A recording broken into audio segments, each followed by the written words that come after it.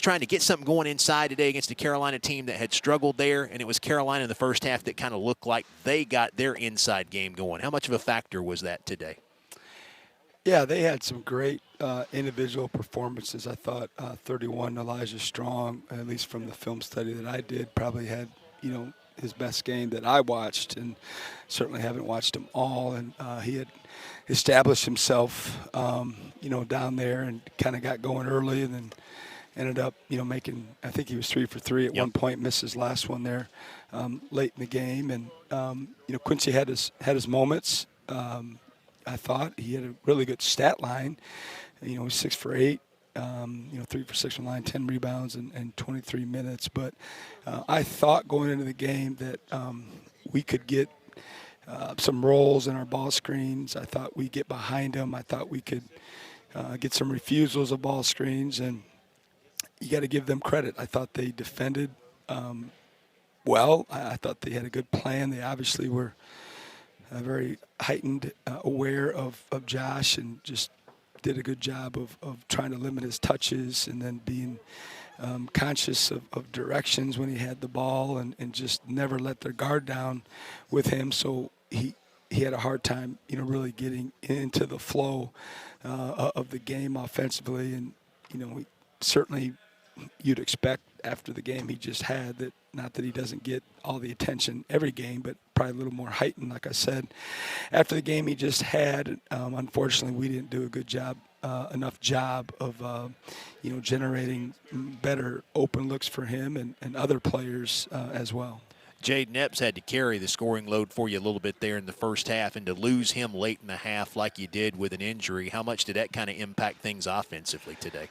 Well, and you look at the stat sheet at halftime, and, he had 13 points, and not anyone was really close to him, if I'm not mistaken, at halftime. And he had got it going a little bit there and had some open looks and buried them. And, we all know he can get it going as well. And certainly when we got the news at halftime that he was at the minimum out for today, that, was next man up. And, we had other guys that had to play more minutes, certainly paved way for King Grace to play a little more, and then just trying to make sure we keep Josh as fresh as we could with the media timeouts and how the game was unfolding. But it wasn't much of a up and down game, so it wasn't as taxing that way.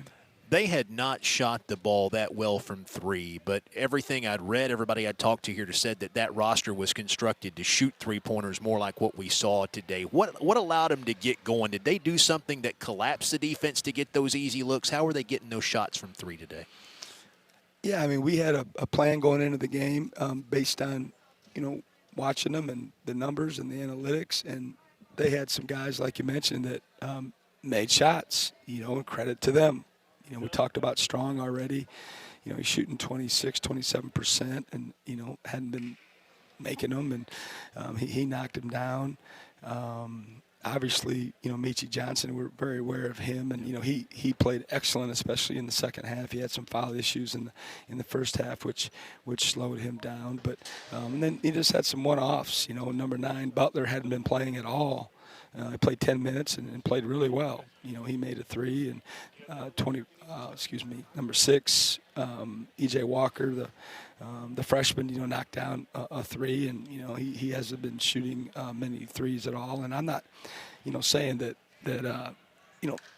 they don't deserve to make those shots. Right. And like you said, in film watch, like, it wasn't like they looked awful. They just had lost some confidence maybe in their shot. And it's like what I always say.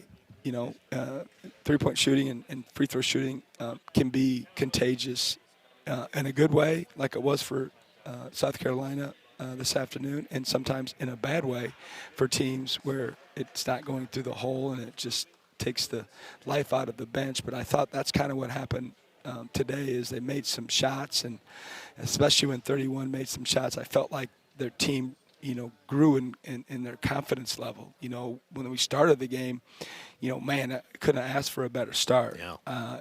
And certainly that's what you want. But at the same time, sometimes, especially, on the road, when they turn the tide, the crowd's going to get back into it. It was almost too easy. The game unfolded. It was almost too easy.